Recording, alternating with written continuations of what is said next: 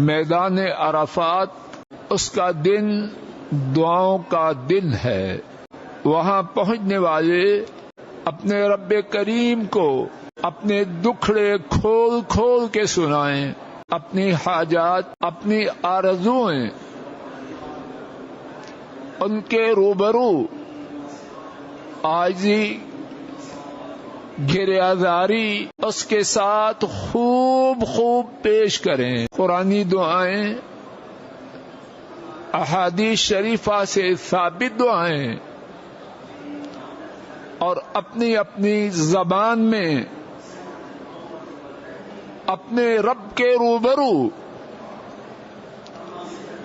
اپنی فریادیں پیش کریں.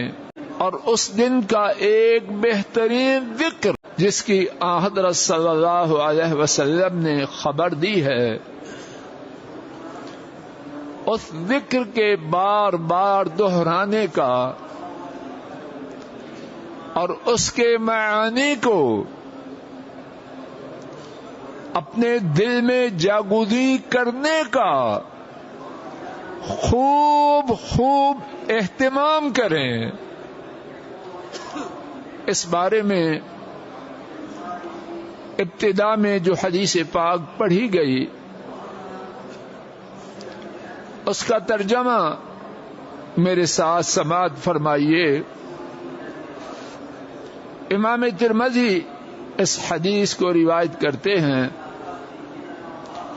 حضرت عبداللہ ابن عمرو رضی اللہ تعالی عنہما اس حدیث کے راوی ہیں.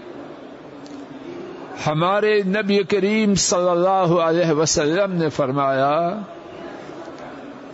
بہترین دعا عرفات کی دعا ہے،